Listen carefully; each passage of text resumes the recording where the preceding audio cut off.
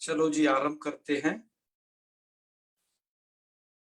ओम सदाशिव समारंभां शंकराचार्य मध्यमाम् अस्मदाचार्य पर्यन्तां वंदे गुरु परंपराम् वाक्यकारं वररुचिं भाष्यकारं पतंजलिं पाणिनिं सूत्रकारं च प्रणतोऽस्मि मुनित्रयम्। मित्राणि सर्वेभ्यो नमो नमः। मनीष निर्मल जी, आप मुझे सुन पा रहे हैं? आवाज की क्वालिटी कैसी है? जी गुरु जी, प्रणाम। अच्छी आ रही है गुरु जी। ठीक है। हाँ जी। कोई दिक्कत हो तो बताना, हम अपने दूसरे डिवाइस भी कनेक्ट हैं इधर। ठीक है। कोई दिक्कत होगी तो उससे पाठ बोल देंगे, ठीक है? जी जी। तो चलिए आरंभ करते हैं। श्याम सुंदर जी आज आ ही चुके हैं। चलो श्रवण करिए आगे। तो मित्रों, हमने आशीर लिंग लकार तक अध्ययन कर लिया है। अब हम लुंग लकार पढ़ने जा रहे हैं। आप लोगों को यह बात पता है कि लुंग लकार का प्रयोग भूत काल अर्थ में किया जाता है ना? भूतार्थ में लुंग लकार प्रयोग होता है। इसी बात को पाणिनि जी का यह सूत्र बतलाता है। लुंग लकार विधायक सूत्र ही का नाम है लुंग। थोड़ा एक एक सूत्र भी स्मरण रखना। जैसे वर्तमान लट, ये लट लकार का है, ठीक है श्याम जी? परोक्ष लिट, लिट का है, लुट, लुट का है, ऐसे याद रखना।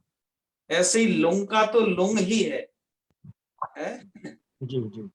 सूत्र का अर्थ ये होता है कि भूतार्थे धातुर लुंग स्यात्, अर्थात भूतार्थ वृत्तिर धातुर लुंग स्यात्। ऐसा पूरा अर्थ कहना चाहिए कि जब धातु से भूतार्थ वृत्ति हो, अर्थात कर्ता जब भूतकाल को कहना चाहता है तो लुंग लकार का प्रयोग करना चाहिए। भूतकाल किसे कहते हैं पीछे बता चुके हैं आपको।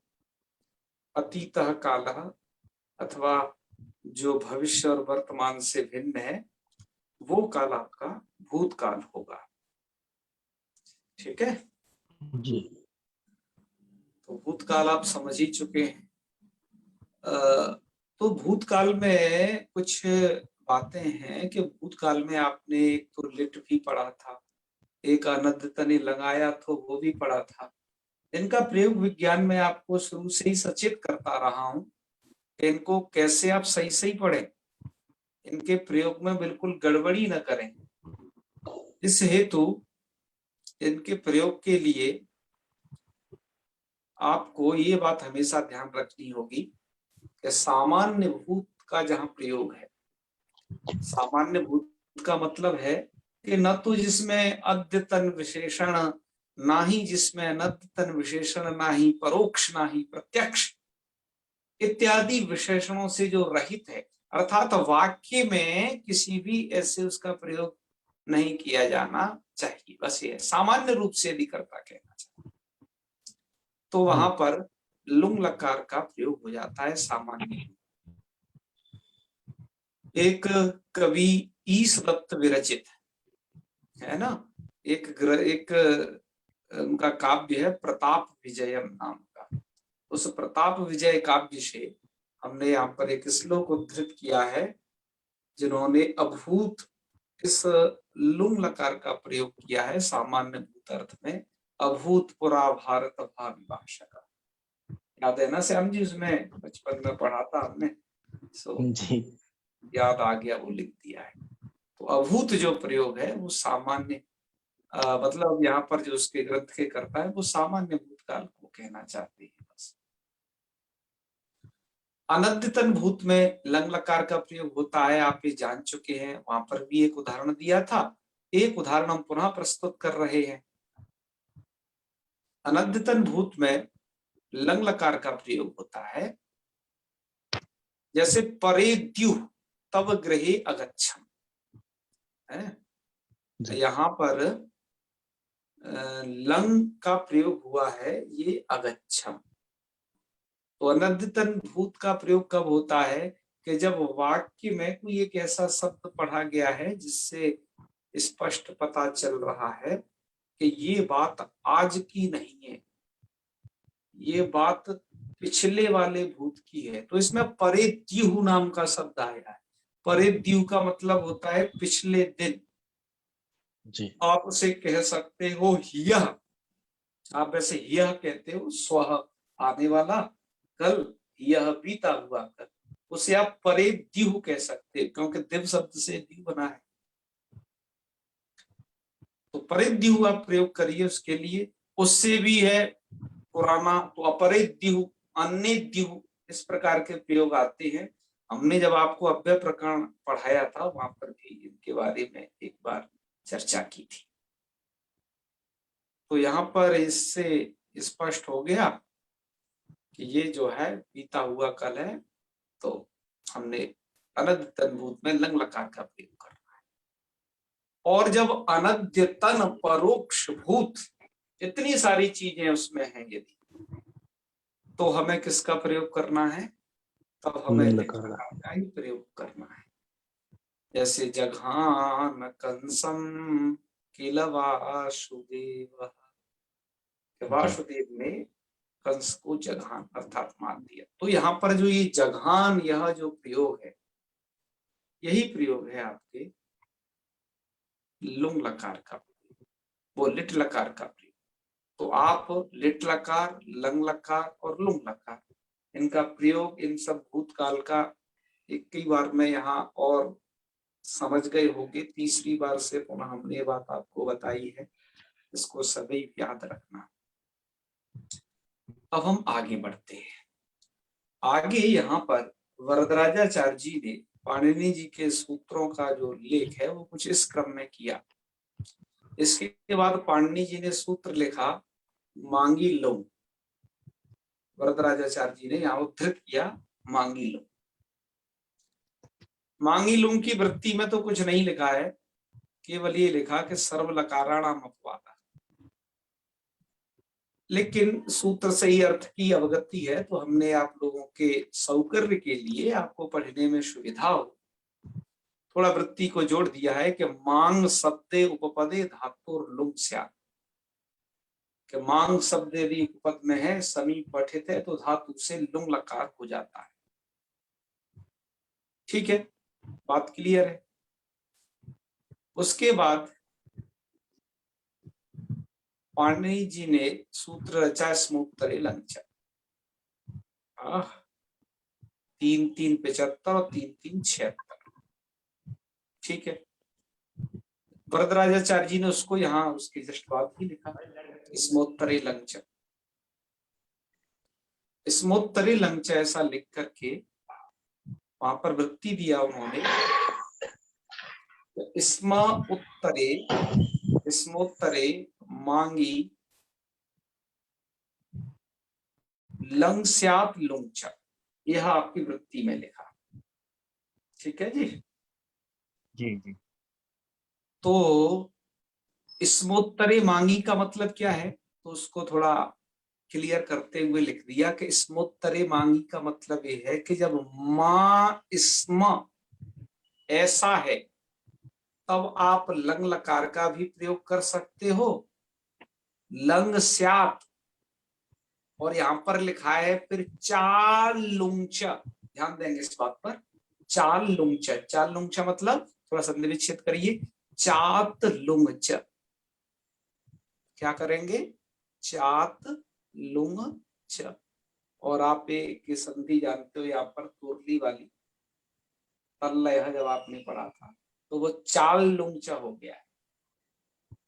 ठीक है, तो ये चाल लुंच का मतलब क्या है? मतलब ये है मित्रों के सूत्र में स्मोत्तरी लंच ऐसा पढ़ा। वहां पर एक सूत्रकार ने तो बता दिया कि जब इस्मा उत्तर में हो, तो इस्मा किसके उत्तर में?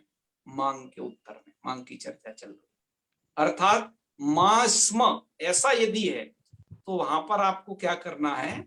लंग प्रयोग करना है, और च चा से किसका प्रयोग करना है, तो कह रहे हैं सच्चा से लुंग का अनुक्त का समुच्चय कर लो, लुंग को खींच लाओ ऊपर से यहाँ पर चकार के माध्यम से, तो चात लुंग च। चात लुंग च का मतलब होता है और लुंग लकार भी प्रयोग करिए मास्मा के योग में। तो इन दो सूत्रों से अभी तक यह स्पष्ट हुआ कि मां के योग में मांग है ना, मांग शब्द यदि उपपद है, मांग का मतलब न चला जाता है, मां बचता है, ध्यान रखना।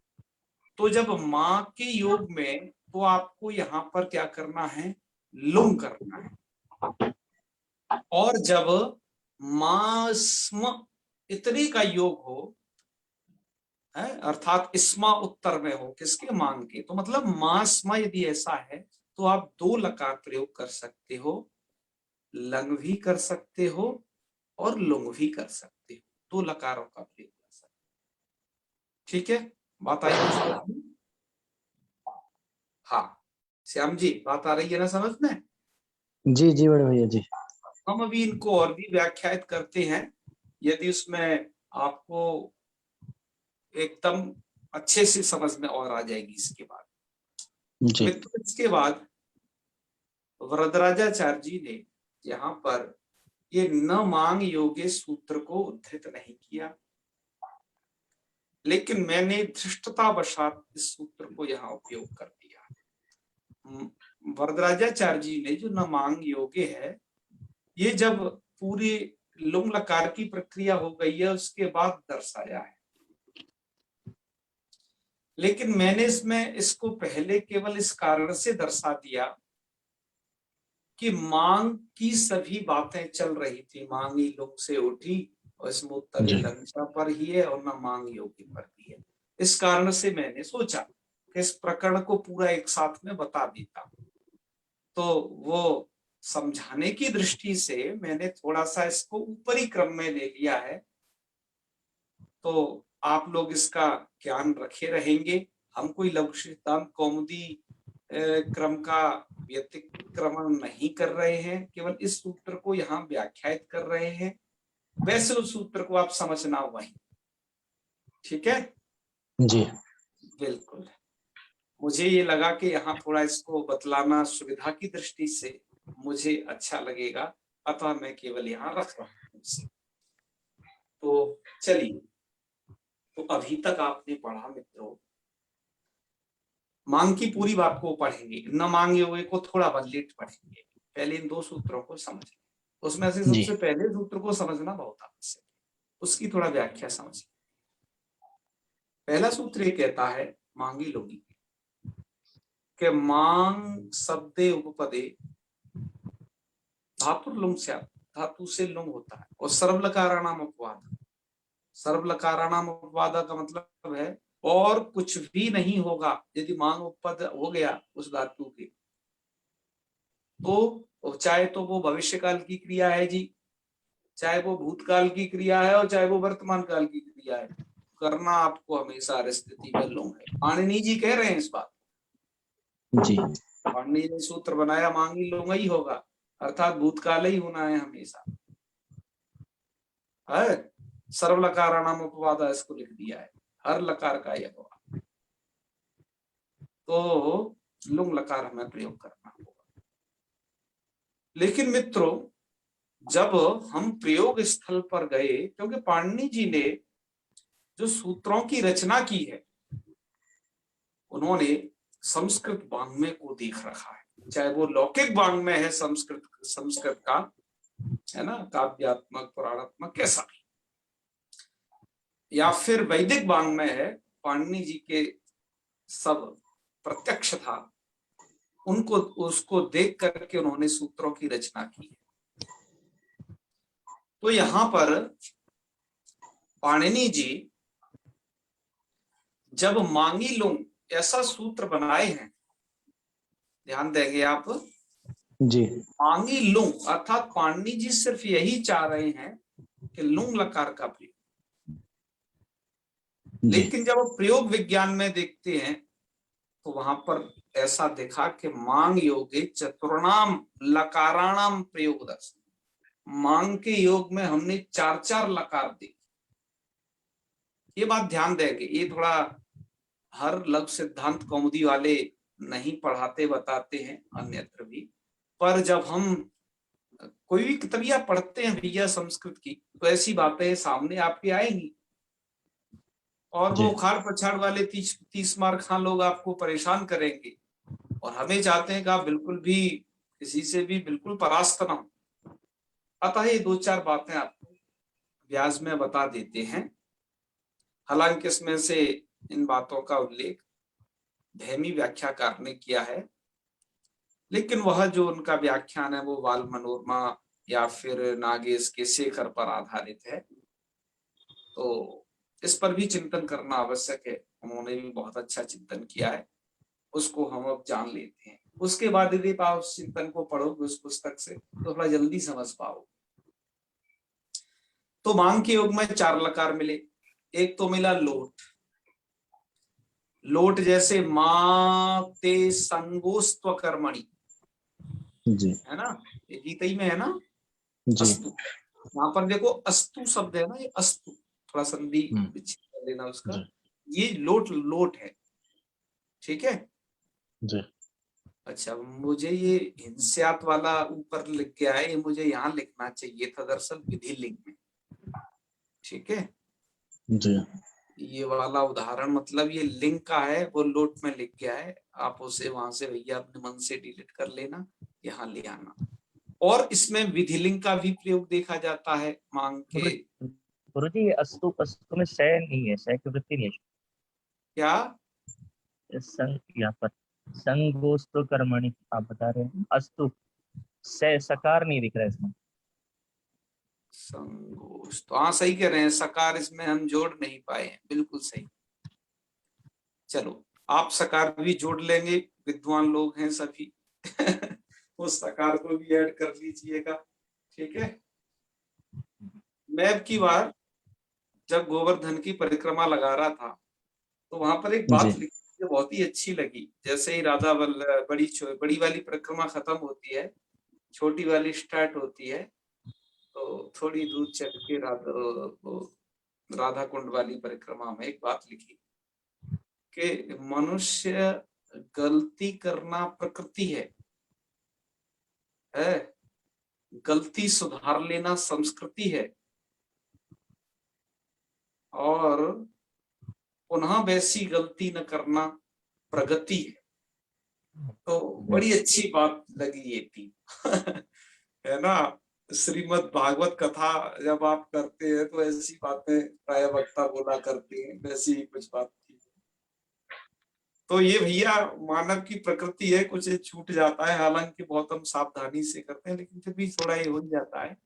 आप उसे सही करते रहेंगे, मैं कह भी चुका हूँ कुछ काम मैं आपके लिए भी छोड़ देता हूँ कभी कभार। चलो, तो विधि लिंग का भी प्रयोग देखा। जैसे देखिए मां हिंस्यात, एक तो यहाँ पर देखिए हिंस्यात, और यहाँ पर ये त्यजेत, ठीक है जी। जी। ये विधि लिंग के भी प्रयोग देखे गए इस मांग के योग में, और लिट लकार का भी प्रयोग देखा गया। मां भविष्यति सीतार्ता जानकी हृदय स्थिता, ये गणरत्न महोदधिकार का है। हमने जहां पर जो भी ये लिखे हैं, इनके यदि आपको मूल खंगालने हैं तो गूगल कर लीजिए, मूल आराम से मिल जाएगा, नहीं तो उसमें भैमी व्याख्याकार ने लिख रखा है कहाँ कहाँ से उद्धृत हैं, बाकायदा ये मूल ग्रंथ से है ना। और लुंग लकार का भी प्रयोग देखा। लुंग लकार का तो एक खुद पाणिनि जी बता ही रहे हैं। तो ये 4 लकार हो गए ना। जी। और लिट में तो ये हो गया, खैर चलिए। माँ लेखी तो माँ गर्भम माँ कार्षी, गर्भ मत करिए। जी। तो एक कार्षी प्रयोग, लेखित प्रयोग, ये लुंग लकार के प्रयोग। क्यों लुंग यहाँ पर अट वगैरह क्यों नहीं हुआ, तो उसका भी अभी हम कारण आपको जस्ट बताने, ठीक है। तो ये 4, तो अब क्या किया जाए भाई। पाणिनि जी तो यह कह रहे हैं कि मांग के योग में लुंग लकार ही है, तो यही सही होना चाहिए। और नहीं सही होने चाहिए। तो यहाँ पर और यदि हैं तो ये कैसे फिर सही होंगे? माते संगोष्प कर्मणि और ये सब माहिंसा सर्वभूतानि इत्यादि जैसे ये सब तमाम वाक्य कैसे सही होंगे? क्योंकि व्याकरण तो सही होने की विधि बतलाता है कि वाक्य कैसे सही है, और उधर तो कुछ भी प्रयोग करके लोग चले गए। तो काशिकाकार है एक, आप जानते हैं, वृत्तिकार। तो काशिकाकार का ये कहना है कि केचित अर्थात किसी के मत से, मैं काशिकाकार का मत आपको थोड़ा बता रहा हूं यहाँ पर, आप जी ध्यान से सुनेंगे। यदि नहीं भी समझ में आए तो घबराना नहीं, वैसे समझ में आ जाएगा मुझे जहां तक लगता है, क्योंकि मेरे समझ में तो आ गया, आपके भी आ जाएगा। तो काशिकाकार कहते हैं कि देखिए, पाणिनि जी यही तो कहे हैं ना कि मांगी लुंग, कि मांग के योग में ही लुंग होता है। और मांग क्या है आप इस जान आयु, मांग नाम का एक अव्यय है, आपने उधर अव्यय प्रकरण में पढ़ा था, जिस पर हम बहुत चर्चा भी की थी। मांग नाम का एक अव्यय है, और एक और भी चर्चा किए थे कि जैसा मांग है वैसा ही एक मां नाम का और अव्यय है। याद हो श्याम सुंदर जी, वहीं पर जैसे मां मांग ना जी नाय, ये अव्यय पढ़े थे वहां पर, आपने ध्यान जी में हो तो, कुछ स्वप्न जी आ रहा हो तो ये भी बात तो स्वप्न जैसी लगती। जी एक बार देख लेना, हमने अव्यय प्रकरण को तो बहुत अच्छे से पढ़ा है, और जो भी हमने प्रकरण पढ़ा है और इसका टेस्ट दिया है बाकायदा, अगर आपके पास उसके प्रमाण पत्र भी है, जल्द मिलने वाले हैं, अव्यय प्रकरण वाले तक के तो है, उससे तो है ही आपके पास। तो काशिकाकार कहते हैं जी, मांगी लुंग, तो ये लुंग लकार का जो विधान पाणिनि जी कर रहे हैं वो मांग के योग में कर रहे हैं, और एक अव्यय है मां जिसमें नकार नहीं है, तो उसके योग में ये और भी सही हो जाते हैं। तो जहां पर आपको मां के योग में लोट दिखे, विधिलिंग दिखे और लिट दिखे, तब तो आप ये समझ लेना कि इन तीन के योग में ये मां नाम का ये अव्यय है। और जब अकेला ये लुंग दिखे तब समझ लेना ये मांग है। पर बात यह है कि इसके नकार की संज्ञा हो जाती है तो सकल दोनों की एक जैसी दिखती है, पर जी अंतर यही है कि एक तो अंगित है और एक ङित है। जी एक मां जो है अंगित है, एक ङित है। जी जी जी। ऐसे करके वो समाधान प्रस्तुत की। उनका वाक्य स्मरण समाधान और अंगित। है। जी गुरु जी, हमने पढ़ा था वाक्य स्मरण और अंगित। हाँ हाँ हाँ बिल्कुल, ऐसा समझ में आया कि नहीं आपको? जी हाँ, जी। वो अंगित वाला आपने आंग के विषय में पढ़ा था। आंग हाँ भी हाँ। दो तरीके का है, आ जी और आंग। जी ऐसे ही मां अलग है और मांग अलग है। जी जी ऐसा काशिकाकार ने मान करके समाधान किया कि जहां पर आपको मां के योग में यदि लोट विधिलिंग लिट दिखाई दे तो वहां तो समझ लेना वो मां वाला है, और लुंग दिखाई दे तो मांगी लुंग से वो लुंग वाला। ठीक है। जी लेकिन महाभाष्य पर सबसे ज्यादा श्रम करने वाले आचार्य नागेश, जो नव्य व्याकरण के पुरोधा कहे जाते हैं, कहा जाता है कि इनसे ज्यादा महाभाष्य की जानकारी किसी को भी नहीं थी, कैयट को भी नहीं थी। जो महाभाष्यकार सबसे प्रामाणिक आचार्य कहे जाते हैं व्याकरण में, उनका उन पर बड़ा अब गंभीर अध्ययन था। कहते हैं कि इन्होंने 16 बार के या 18 बार बड़ी गंभीरता से अपने गुरु से महाभाष्य का श्रवण किया था। तो वो ये कहते हैं, मैं नागेश जी का मत अब प्रस्तुत कर रहा हूं काशिकाकार का बता करके। नागेश कहते हैं कि जी आंग मांगोश्च, एक सूत्र है आंग मांगोश्च, उमांगोश्च मत समझ लेना, उमांगोश्च एक अलग सूत्र है, आंग मांगोश्च एक अलग सूत्र है। ठीक है। तो आंग मांगोश्च के भाष्य का पूरा अध्ययन किया जाए और उसको ढंग से देखा जाए तो आंग मांगोश्च भाष्य से ये पता चलता है कि मां नाम का कोई अव्यय है ही नहीं। केवल जो अव्यय है वो मांग नाम का अव्यय है। अतः मैंने जब आपको अव्यय प्रकरण पढ़ाया था तब ये भी बताया था कि मां नाम के अव्यय नाकिस नहीं मानते। तो नहीं मानते कि भाष्यकार ने ऐसा कहा इस कारण से। तो वो ये कहते हैं, सुन लीजिए, जी कि मांग ही अव्यय है, मां नाम का कोई अव्यय है नहीं। तो कैयट की सब बात कट गई, वो जी इनकी काशिकाकार की सब बात कट गई जब उस प्रकार का अव्यय है नहीं। तो काजी तो जी नागेश जी, जब मां नाम का कोई अव्यय है ही नहीं तो मांगी लुंग सूत्र है। ऐसी स्थिति में आपके यहाँ पर यदि ये 3 लकारों का कोई प्रयोग कर रहा है मां के योग में तो ये कैसे सही माने जाएंगे?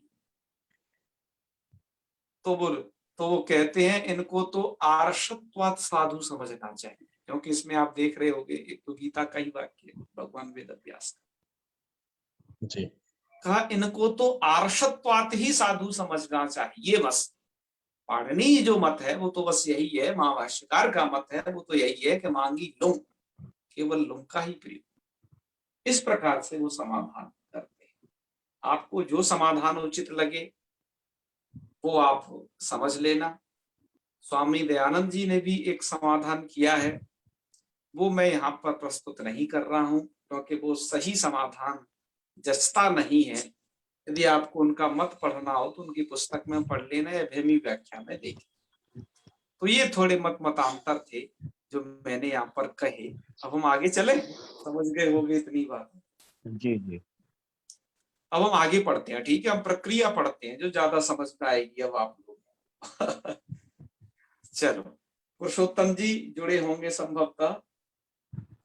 आज तो सिर्फ नारायण जी भी जुड़े हैं। चलो अच्छा है, बढ़िया। रायचंद कमल जी, ऐसी बातें आप जाने रहिए, क्योंकि आप जब संस्कृत बोलते हैं तो माँ का जब माँ के युग में क्या प्रयोग करना है तो यह जानकारी आवश्यक है, कैसे, है ना। चलो आगे बढ़ते हैं। अब आगे एक सूत्र दिया हमने यहाँ पर उद्धृत किया है कि न मांग योगी, अर्थात तो जब मांग का जब योग होता है तो एक काम नहीं करना चाहिए, अट और आठ नहीं करना चाहिए। न मांग योगे का अर्थ लिखा, मांग योगे अटाट न, अट और आठ नहीं। तो भैया अट तो हम पढ़े हैं अभी तक, आठ नहीं पढ़े हैं, घबराओ नहीं, आगे एक सूत्र आएगा आठ जाति नाम, वहां पर आठ भी पढ़ लो।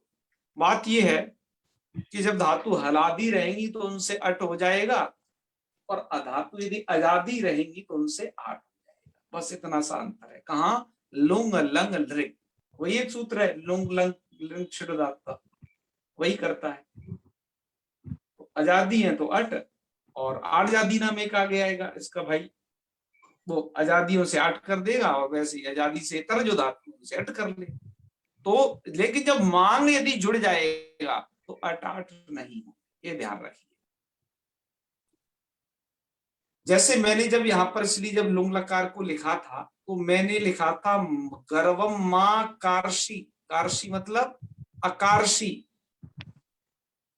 गर्व मत करो, अकारशी ही कहना चाहिए लेकिन कारशी ही लिख दिया, ध्यान देंगे। जी 8 का गम नहीं हुआ। हाँ, अट नहीं हुआ। यहाँ पर मुझे अलेखित लिखना चाहिए, मां भवान अलेखित, जी लेकिन जी वहां लेखित लिख दिया, मां लेखित। जैसे शिवराज विजय में भी आया है, हाँ शोकत ज्वाला वलीढ़म माँ कार्षी ही, हाँ, मां कार्शी, वाह वाह वाह। पुत्रम तो माँ वहां भैषी ही। आकार्षी ही होना चाहिए ना, क्योंकि रूप जी क्या बनते हैं। देखो, अभी आपको भले ही ये ना समझ में आए कि लुंग लकार के रूप क्या बनते हैं, आप घबराए नहीं, वो आपको समझ में आ जाएंगे अभी जस्ट। बस आपको यह ध्यान रखना है इस नियम से कि जब मां का प्रयोग हो तो वहां पर अट आट नहीं करना, जी जी ठीक है। हाँ, मई विश्वासिनी माँ भू मेघदूतम में आता है। तो मां निषाद प्रतिष्ठान त्वम अगम शाश्वती समा, यत क्रौंच में धुना दे का। वहां पर क्या है, मान निषाद प्रतिष्ठान त्वम है,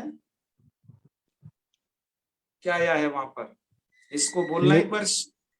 मेघदूतम में आया, मेघदूतम में आ, मई अविश्वासनी माँ भू। माँ भू, ठीक है। अब मतलब अभू करना चाहिए, वहां केवल भू कर दिया। हाँ भू कर दिया। हम्म। तो ऐसे मांग का योग होगा तो अटाट नहीं होते हैं, बस ये ध्यान रखना, जी ठीक है। जी उदाहरण भी आप देख लीजिए, जैसे सबसे पहला देखिए, आप जानते हो लुंग लकार में तो बात जानते हो, अभूत रूप बनता है, ये लुंग लकार का ही है ना। लेकिन जब आप देखिए, केवल ये पहला जो उदाहरण दिया है मांग के योग का दिया है, कि मांग का योग होने पर अटाट नहीं होगा, तो मां भवान भूत लिखा, मां भवान अभूत लिखना चाहिए था, जी लेकिन न मांग योगे अटाट का निषेध कर देगा, तो क्या हो जाएगा, मां भवान भूत। उसके बाद ये दो उदाहरण दिए, अगले दो उदाहरण स्मोत्तरे लंच इसके हैं, क्योंकि सूत्र क्या कहता है कि इसमें उत्तर में हो तो लंग भी हो जाता है, लुंग भी हो जाता है, तो पहले लंग कर लो, तो लंग में रूप बनता है अभवत, जी लेकिन यहां पर दे दिया भवत। और मास्मा को देख लीजिए, मास्म भवत, जी क्या दे दिया, मास्म आसम अभवत, भवा। तो भवत दे दिया। ऐसे ही मास्म अभूत होना चाहिए था, मास में भूत। तो मास्म भूत, क्योंकि मास्मा के योग में अर्थात इसमा उत्तर हो तो लंग भी हो जाता है और लुंग भी हो जाता है, तो पहले आपने लंग देखा फिर लुंग देखा, किंतु अट और आट का भाव जो दोनों जगह देखा, अट आट नहीं होते, ठीक है जी। जी तो ये बात यहां तक एक मांग वाली ये सब समाप्त हो गई। अब ये अभूत वगैरह रूप इसमें कैसे बनते हैं, इनकी प्रक्रिया का दर्शन कर लीजिए बस।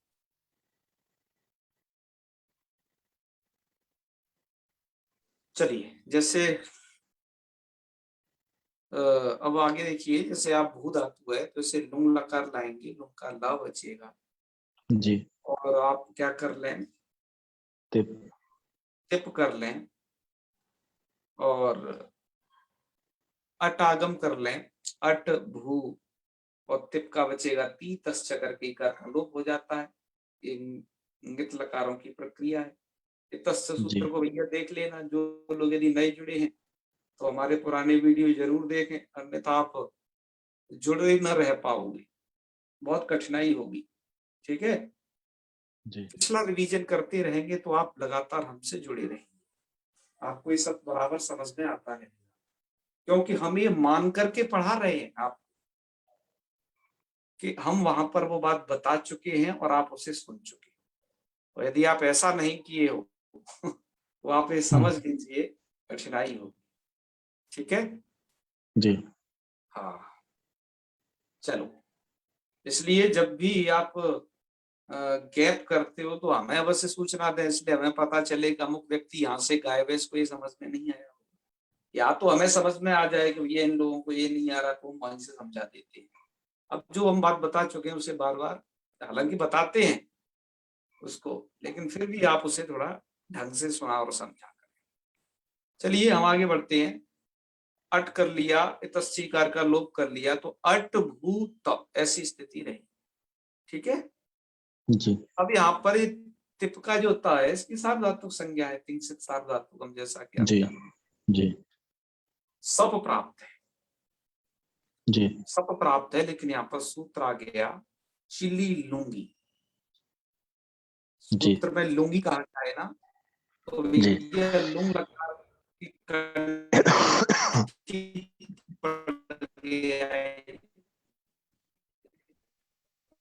लकार में लगता ही रहेगा। सूत्र में तो केवल इतना ही लिखा है, सवाद्यपवाद, अर्थ नहीं दिया, क्योंकि वृत्ति से ही अर्थगत अर्थ, तो मुंह सूत्र से ही अर्थगत अर्थ, तभी जोड़ के हमने लिख दिया थोड़ा आप लोगों के शौकर्य के लिए कि लुंगी परे धातो हो चिली प्रत्यय स्यात्। जी। तो चिली किसका अपवाद है? सवाद्यपवाद। सवाद्यपवादा को थोड़ा समझे, सप आदियों का शप अब अपवाद है। आती अपवाद जी। आदि कौन है? आगे आप बहुत सारे विकर्ण पढ़ोगे, आप स्यन पढ़ोगे, आप सुलू और तमाम तरीके के विकर्ण आगे गणों में पढ़ोगे, उनका ही अपवाद। ठीक है, सवाद्य अपवाद। चिली कर लिया,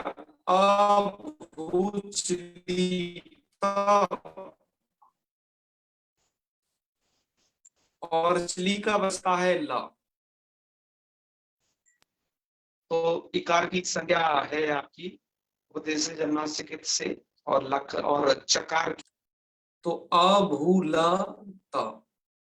अब एक सूत्र आ गया चिले हिस्सिच। चिले हिस्सिच कहता है चिले, उसमें तो केवल इतना ही लिखा है इचावित, क्योंकि सूत्रकार स्पष्ट था। चिले हिस्सिच का मतलब है चिले स्थाने सिच प्रत्यय स्यात्। चिली के स्थान पर सिचादेश हो जाए, सिच प्रत्यय हो जाए, तो पूरे के पूरे स्थान पर हो जाएगा। तो अब आप कहेंगे कि सूत्र तो कह रहा है चिले स्थाने सिच, और आपने तो चिली को जाने क्या अंजर पंजर उड़ा दिया, लकार बचाया है। तो कह रहे जी अब हम तो लकार के स्थान पर सिच करेंगे जब चिले सिच, क्योंकि अनुबंध हटा करके काम करना चाहिए, अपनी परंपरा है। ठीक है जी। इसलिए हम लकार मात्र के स्थान पर उसके अनुबंध हटा करके सिच किए हैं। तो चिले सिच, तो सिच हो गया। तो अभूषिचता, इस स्थिति को आप याद रखिएगा, क्योंकि ऐसी ही प्रत्येक वचन में होगी इस लंग लकार के, गुल्लुंग लकार के लगभग। इसके बाद सिच का भी आप देख रहे हो, यहाँ लिखा है इच्छा वितव। जी। अतः यहाँ तक की स्थिति हमने लिख दी है, इच्छा वितव, ई और चा की संज्ञा कर लेना, संज्ञा होती जी। सकार मात्र बचा लेना। तो क्या बचेगा? अभूषत। तो जी। ये स्थिति होगी। यहाँ तक की स्थिति क्लियर है ना आप लोगों को? जी। अटागम करना तो आप जान ही गए हो, लुंग लंग लिंग सूत्र द्वारा लुंग लकार चल रहा था, यहाँ होगा ही। जी। वो तो बार बार नहीं कहना ना, जी। समझ रहे हो? जहां पर आपको दिक्कत हो एक बार आप चर्चा अवश्य करिएगा हमारे साथ। अब हम अग्रिम स्लाइड की तरफ बढ़ते हैं। ठीक है, जी। हाँ, आप यदि चर्चा नहीं करेंगे तो मोह जाल में फंसे रहेंगे, इसलिए चर्चा जरूर कर लेना जहां पर फंसो वहीं। चलो अब देखिए आप,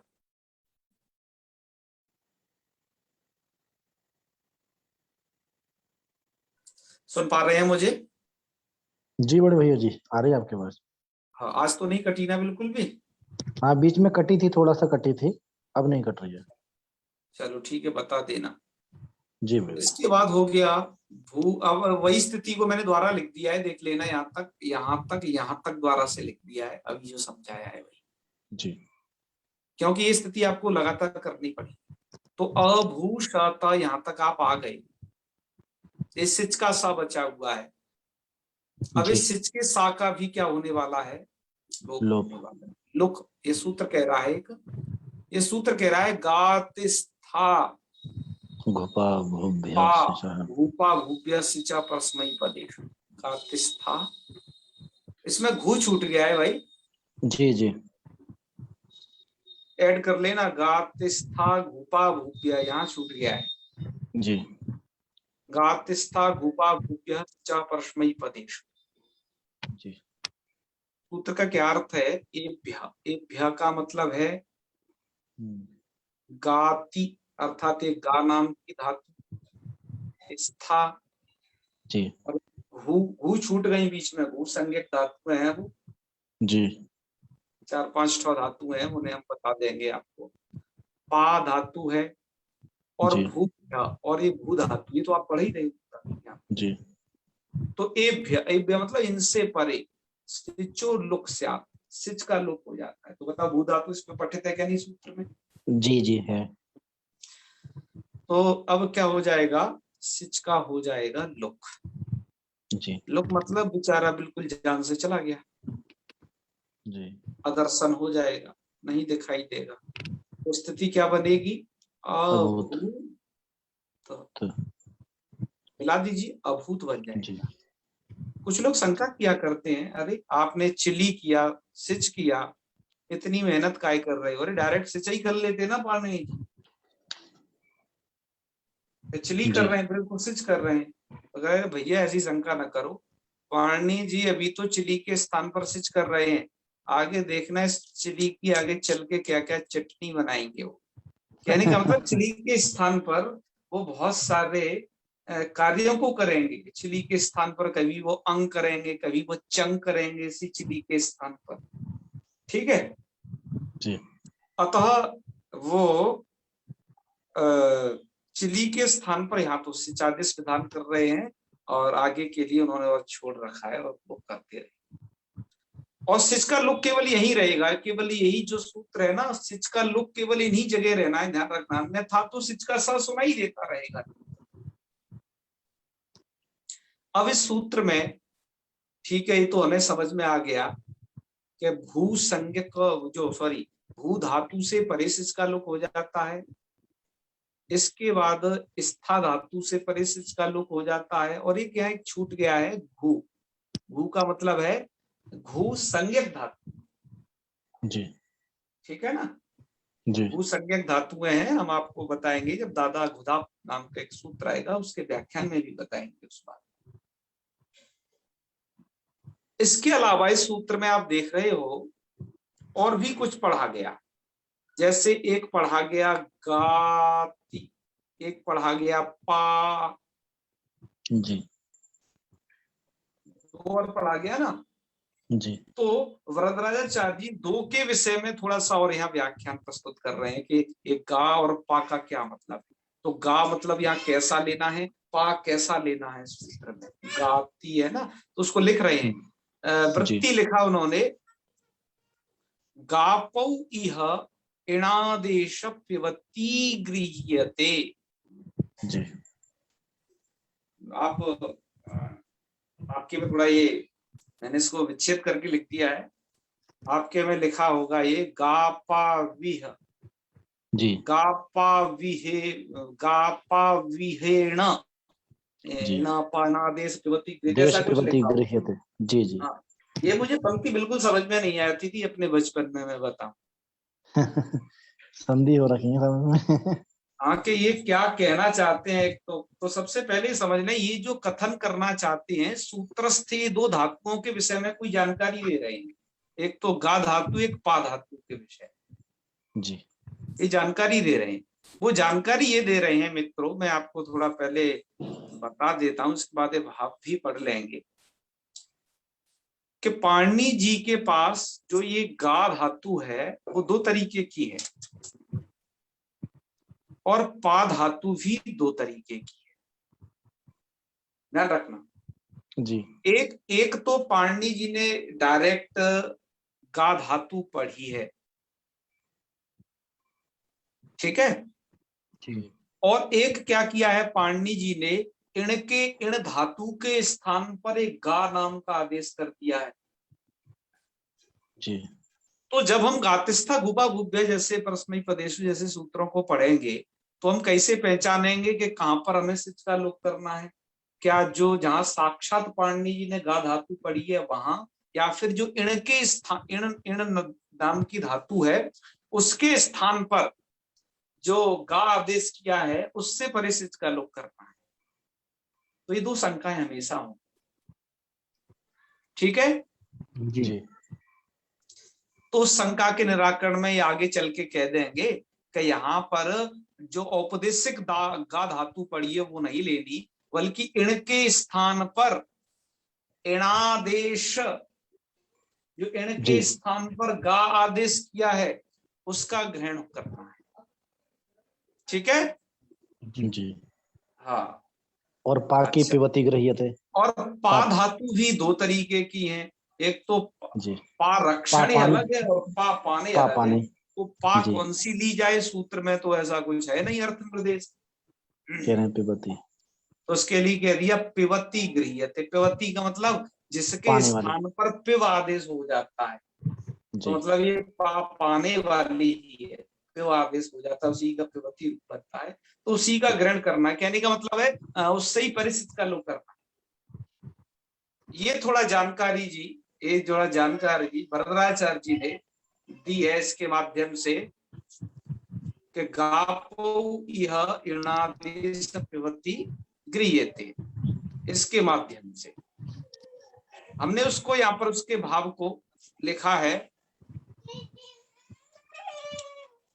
कि अयम भाव सूत्रे गा शब्देन इणो गा लुंगी सूत्र विहित इण स्थानिक आदेश भूतो गा गृह्यते, न तो औपदेशिक गा स्तुतौ अथवा गा गतौ गृह्यते। तथैव एक बात खत्म हो गई। तथैव यस्य पा धातोः प्यवादेशः तस्यैव सूत्रे ग्रहणम न तो औपदेशिक पारक्षणे यस्य। हमने उसको इस तरीके से लिख दिया है, बात वही है, ठीक है। तो चलो, आपका रूप जब आपने सिच का लुक कर दिया, क्योंकि यहाँ पर भू धातु पढ़ी गई है, सिच का लुक हो गया तो स्थिति ऐसी बन गई अभूत, और रूप अभूत बन गया। अब यहाँ पर एक शंका होती है, शंका ये होती है, भैया एक सूत्र था हमारे पास सार्वधातुकार धातु के, उसको भूल गए हो क्या? वो हर जगह गुण करने को तैयार रहता था जी। सूत्र ये कहता था कि एगंतंग को गुण हो सार्वधातुक तथा अर्धातुक प्रत्यय के परे रहते, आपका ती ये अर्धातुक संज्ञक है जी। ठीक है जी। तो अर्धातुक संज्ञक यह प्रत्यय है, तो यहाँ पर गुण होना चाहिए भू को। और किंगति वाला तो कोई मामला है भी नहीं, क्योंकि यहाँ पर कित नित विधान किया नहीं गया कि आप आश्रित लिंग की तरह कह दो कि तो नित हो गया कित हो गया, अतः किंगति से गुण वृद्धि निषेध कर दो, वैसा विधान यहाँ पर कुछ किए नहीं हो। तो गुण वृद्धि रोकने के लिए पाणिनि जी एक गुण रोकने के लिए एक सूत्र बनाया उन्होंने स्पेशल, भू शुभोस्तिंग। ध्यान दें, क्या सूत्र है? भू शुभोस्तिंग। सूत्र का अर्थ बहुत सरल है, का भूषु एतयो हो सार्वधातु के तिंगी परे गुणों। एक तो यह भू धातु, एक धातु है सु धातु। सु धातु आप आगे पढ़ो, है ना। इन दोनों धातुओं को क्या हो जाता है? सार्वधातु के तिंगी परे गुणों न, सार्वधातुक तिंग के परे रहते गुण नहीं होता है। तो ये सार्वधातुक तिंग है आपका, क्योंकि सार्वधातुक संज्ञा है ना उसकी की, और वो सार्वधातुक तिंग डायरेक्ट परे है ना, मतलब भू के बाद डायरेक्ट पा है ना, तो क्या हो जाएगा? उसको गुण नहीं होगा, गुण नहीं होगा जी। तो गुण नहीं होगा, ऐसी स्थिति में ऐसा ही कैसा रह जाएगा? वो क्या होगा? अभूत ही बनेगा जी। तो मेरे कहने का मतलब अभी तक आप देखिए, यहाँ पर ये समझ लीजिए कि आपका ये जो है अभू वाली प्रक्रिया तो हर जगह रहेगी इधर। क्यों? आप चली हर करोगे, सिच करोगे, सिच का लुक करोगे और गुण वगैरह कहीं नहीं करोगे, अर्थ तो करोगे। तो प्रकृति में तो अभू बना के तैयार रखना। इधर जो प्रत्यय था तिपका तो तब बचाता, तो अभूत हो गया जी। मामा ताम हो जाएगा, तस को ताम हो जाएगा, तो दूसरा रूप बन जाएगा ये अभूताम, जो वरदराचार्य जी की लिखती है जी। अभूताम जी। अभुवन में थोड़ा सा एक ये है, तो वहां पर ही अभू बन जाएगा। देखिए आप ध्यान से, अभू जी में आप झोंता लगाएंगे जी बनती हो जाएगा। एक सूत्र आपने पढ़ा था भुवो बुंग लुंग लेटो, तो वहां पर ही लुंग मतलब लुंग आकार का जिक्र आया था, अर्थात भू धातु को बुगागम हो जाएगा। लुंग लकार पूरे में नहीं, ध्यान रखिए, लुंग और लिट संबंधी अच के परे रहते, उसे अच पर ही मिलना चाहिए जी। अच पर दो ही जगह मिलेगा, एक तो ये अंकी का यहाँ मिल जाएगा जी, और एक आप जब आप मिप को क्या कर देते हो, अम कर देते हो, तो एक यहाँ मिल जाएगा जी। दो ही जगह मिल जाएगा, तो वुकागम दो ही जगह होगा। फिर बात आई ना समझ में? जी तो चलिए वुक कर लेते हैं, वुक का बचना है वह, तो पहले वुक कर जी। लिया तो स्थिति बन जाएगी अभू वुक अंति। अंति जी। का भी इतश्च इकार, इतश्च से इकार लोप हो जाएगा, क्योंकि नित लकारों में कहीं पर भी इकार जी। बचता नहीं है प्रत्यय में, इतश्च सूत्र लोप कर देता है परस्मै पद में। परस्मयी पद में। जी अब स्थिति ये हो गई वुक का भी व बचना है तो अभू व अंत ऐसा होगा, और अंत में भी संयोगांत से लोपा लगा देना, संयोगांत से लोपा लग करके अन बचेगा उसका, तो जी। अभू व अन आप मिला दीजिए, मतलब अभू तो वही रहा, इधर वन हो गया अभूवन। जी समझ में आ गया होगा आपको ये रूप कैसे बना अभूवन। जी। इसी तरीके से अभू तो आपका पास बना ही हुआ है, और सिप का सा बचेगा, उसका रूप विसर्ग। विसर्ग कर दीजिए, बस जी अभू अभो। जी रूप बन गया। ऐसे इधर मिला दो अभूतम, ले लीजिए ये जी। भी रूप बन गया। ऐसे अभूत। ही अभूत, और जी इधर वही मिप, मिप को अम जी। आप करोगे, और वुक का आगम व और जोड़ लेना बीच में, तो अभूवम। जी। और वसमस में वही अभूव, अभूम। क्योंकि सकार का तो तिंगता लोप हो जाता है ना सर्वत्र, सकार कहीं भी सुनाई नहीं देता, सर कभी धोखे से मत लगा देना है लोट जी लकार जी। से आगे। जी तो अभूव और अभूव, आपको मुझे लगता है सभी रूप आराम से आ भी गए होंगे, है केवल प्रत्ययों की स्थिति आपको याद रखनी है कि कैसे क्या रह जाती है। जी। आपके जो तिप्तजी सिप्तस्थ किस हालियत में यहाँ पर आते हैं आपको पता चल गया होगा। चलिए हम एक चीज और देख लेते हैं, एक स्क्रीनशॉट लिया हुआ है उसी का, इसको हमें लेखन कैसे करना है।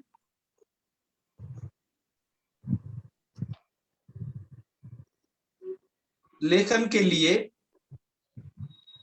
अभूत जैसे आपको बनाना है, तो यहाँ पे लिखा हुआ है कि भू धातुतः लुंग इति लुंगी, और लुंग लंग लिंग शुद्धदातेति अडागमे, जी लुंग तिपी लुंगस तिपी, लुंग के स्थान पे तिपी, चिली लुंगी इति चिलऊ जाते, जी। सिच। सिचिति सिची, जी इचऊ इत संज्ञकऊ, इत संज्ञकऊ विधाय तयोर लोपे, इत संज्ञा विधान करके उसका लोप कर लेना, तो अभूषत भूसति जाते, इति इन्होंने जाते। जी इकार इकार बाद में लोप किया है, कोई बात नहीं, बाद में भी हो सकता है।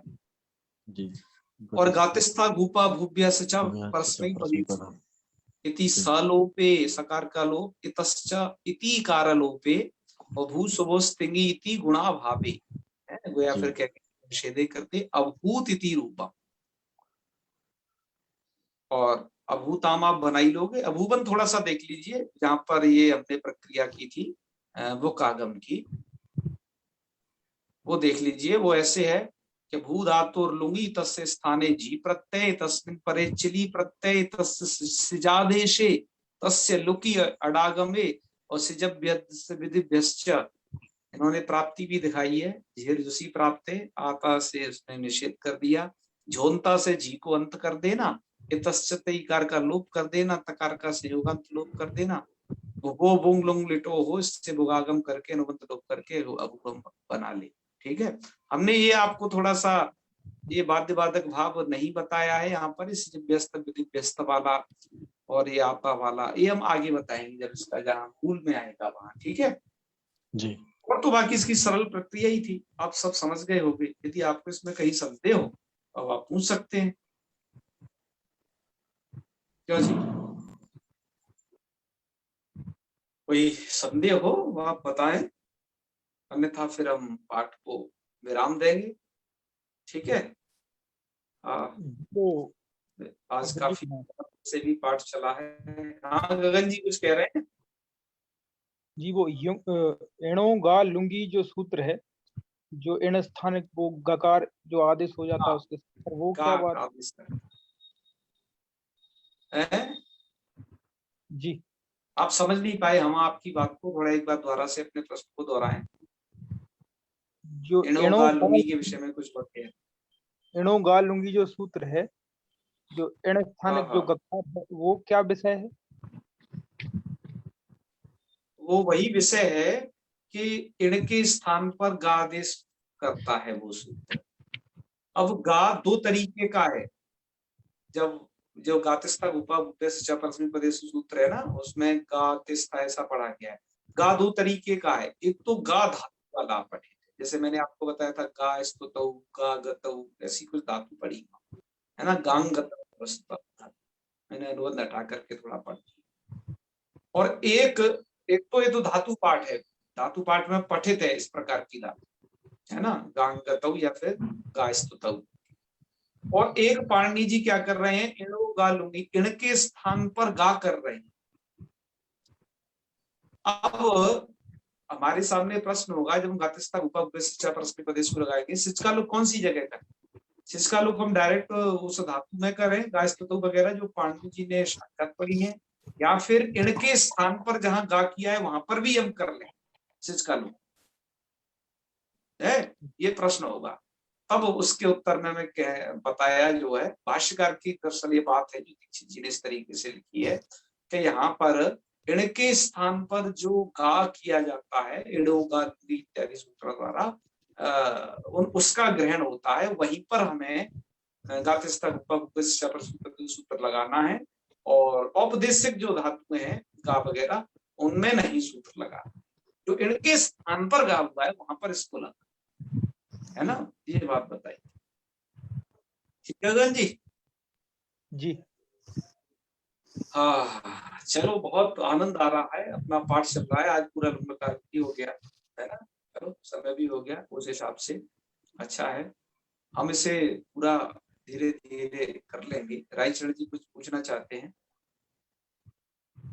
जी भैया प्रणाम।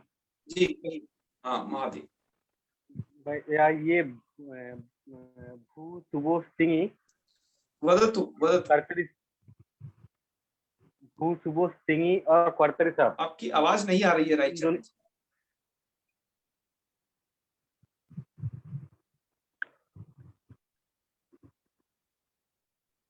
आवाज नहीं आ रही है आपकी रायचरण जी। अब आ रही है आवाज?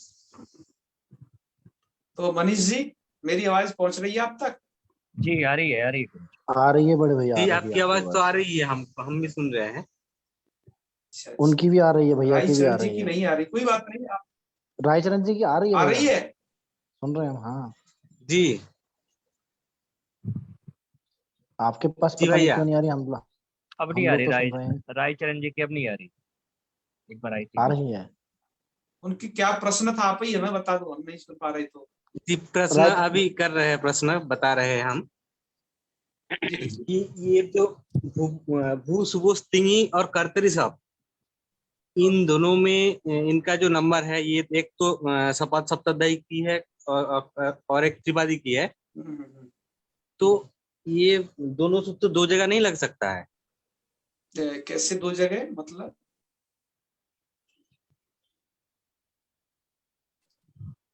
कौन से दो जगह? जी ये जो त्रिपादी और सपात सप्तदायी के सूत्र है, भू सुबो स्तिंगी, ये तो त्रिपादी की सूत्र है। उनका विषय अलग है रायचरण जी, उनका विषय अलग है। वो सब करता है, कर्तरी शब्द, और ये जो है सिच के सकार का लुक करता है, उनका विषय अलग अलग है। नहीं, ये भू सुबो स्तिंगी तो गुण निषेध करता है, तो मुझे अभी ढंग से समझ में नहीं आया है लेकिन मैं जहां तक समझा हूं कि आप दोनों के विषय को कुछ पूछना चाह रहे हैं, पर है ना, दोनों के विषय में, पर दोनों का विषय बिल्कुल अलग अलग है। कर्तरी शब्द कर्तर तक सार्वधातुक के परे रहते धातु मात्र से सबका विधान है, और सिच का लुक गातिस्था उपा ये भूसुबस्तिगी द्वारा नहीं हाँ भूसुबस्तिगी द्वारा वो गुण जो कहता है सार्वधातुक के परे रहते गुण का निषेध करता है, तो वो एक अलग कहानी है, गुण निषेध। जी मेरा कहने का मतलब ये है कि मान लीजिए कर्तरी शब्द अगर सबको दिखाई नहीं देगा, उसको तो कर्तरी शब्द दिखाई नहीं देगा, तब तो गुण निषेध कर देगा। नहीं, आप इसी स्थल पर लुंग लकार के लिए बात कर रहे हैं क्या? लुंग लकार में तो सब होता नहीं है, खैर या फिर आप और दूसरे स्थल के लिए बात कर रहे हैं? जी, जैसे जी, आप दूसरे स्थलों के लिए बात कर रहे भवती हैं के जी। लिए, जी, जैसे जी, आप जी। भवती प्रयोग के लिए बात कर रहे हो कि वहां कैसे हो गया फिर गुण, है ना? आप मुझे लगता है भवती प्रयोग के लिए लेकर के चिंतित हैं कि भूसुबुस्तिगी द्वारा वहां पर क्यों नहीं निषेध हुआ, है ना जी, राइचरण जी, जी? जी, जी, बिल्कुल। जी। मैं अब आपके आशय को जान गया मित्रों, ये यह कहना चाह रहे हैं कि जो भूसुबुस्तिगी सूत्र क्या कहता है, भूषु एतयोर गुणों न सार्वधातु के तिंग परे, सार्वधातुक तिंग के परे रहते भूषु इनको गुण नहीं होता है, ये ना कहता है सूत्र। जी इनके मन में संदेह यह है कि भवती में गुण कैसे कर लिया, वहां भी तो सार्वधातुक तिंग है परे। जी आपको अब मैं बताता हूं कि बीच में मित्रों सबके आकार का व्यवधान, मैं थोड़ा यह लिखता हूं क्योंकि बहुत सारे मित्रों के दिमाग में जब तक ब्लैक बोर्ड की तरह नहीं छपती है कोई चीज तो समझ में नहीं आती है, तो मैं यहाँ लिखता हूँ। ये कहना चाहते, देखो भू है, ये सप का आ है और ये आपका तिप का ती है। तो राईचरण जी ये तो निश्चित सही है कि ये सार्वधातुक तिंग है, ऐसे तो भवती बनता है, भू शक्ति है, भू भवती। लेकिन भूसुबुस्तिगी क्या कहता है, भू और शु इनसे सार्वधातुक तिंग यदि परे होगा, मैं डायरेक्ट की बात कर रहा हूं, मैंने पढ़ाते वक्त भी ऐसा ही पढ़ाया कि तो जो है वहां पर गुण का निषेध हो जाएगा मित्रों। लेकिन यहाँ पर सार्वधातुक तिंग ती तो है, लेकिन ये जो है सप का अ, ये व्यवधान बन रहा है। क्यों? ये सार्वधातुक तो है सब, किंतु मित्रों ये तिंग नहीं है। अरे भाई सप का अ तिंग नहीं है, तिंग मतलब तिप्तजी सिप्तस्ता मिब्बस में कहाँ आता है? सब तो एक अलग प्रत्यय है, उनसे निराला अलग, उसमें सम्मिलित नहीं है, तिप्तजी सिप्तस्ता में कहीं पर भी आया नहीं है, परिगणित नहीं, तो बीच में इसका व्यवधान मिलेगा। अतः भूषोस्तिगी सूत्र यहाँ नहीं लगेगा, तो भवती में गुण होने में कोई भी दुविधा है ही नहीं फिर तो। भैया बताइए यहाँ समझ में? पूर्वोत्तर सिद्धम नहीं आएगा? पूर्वता सिद्धम क्या कहेगा? पूर्वोत्तर सिद्धम आएगा क्योंकि ये भू भू सुबो स्त्रिंगी ये सूत्र तो हाँ। त्रिपादी का है। भूसुबोस्तिगी त्रिपादी का है। नहीं हाँ पर त्रिपादी का है, 7388 है। हाँ हाँ हाँ हाँ, बोलिए बोलिए। ये 7388 का है, त्रिपादी का सूत्र है, तो इस सूत्र की दृष्टि में कर्तरी कर्तरी शब्द तो असिद्ध हो जाएगा। है? कर्तरी शब्द तो दिखाई नहीं देगा इन सूत्रों को। नहीं नहीं, कर्तरी सब तो आरंभ सामर्थ्यात नहीं असिद्ध होगा, क्योंकि कर्तरी सब जो सूत्र है ना आपका, वो भू और सु दो धातु विषय की ही है केवल। अच्छा हाँ, अतः वो तो आरंभ सामर्थ्यात नहीं असिद्ध होगा, वो दो ही धातु के लिए बना है, तो उसकी असिद्धता वहां पर नहीं होगी, ठीक है ना? अच्छा चलो, आपने बहुत अच्छा प्रश्न किया, मुझे बड़ी प्रसन्नता है ऐसे इन प्रश्नों को, क्योंकि ऐसा एक प्रश्न, यही प्रश्न हमें भी जब मैं नरवर में पढ़ता था तो वहां पर भी हमें हुआ था, लेकिन इसका समाधान भी इसी तरीके से मिल गया था। ये वाला प्रश्न का समाधान आपके पुस्तकों में नहीं है मित्रों। दरअसल मैं ये प्रश्न आप लोगों से पूछना चाह रहा था, लेकिन राईचरण कमल जी ने उल्टी चाल चल दी, उन्होंने हमसे ही पूछ दिया जो हम आपसे पूछना चाह रहे थे ये प्रश्न। ठीक है, इस प्रश्न को थोड़ा सा समझना, याद रखना, ठीक है, किस तरीके का ये प्रश्न। तो ठीक है, तो आज यही समापन करें हैं, काफी समय हो गया, भूख लगाई होगी। चलो, ओम सर्वे भवन्तु सुखिनः, सर्वे सन्तु निरामयाः, सर्वे भद्राणि पश्यन्तु, मा कश्चित् दुःखभाग् भवेत्। ओम शांति शांति शांति। सर्वेभ्यो नमो नमः। शुभरात्रि। प्रणाम गुरु जी, शुभ रात्रि। महादेव महादेव।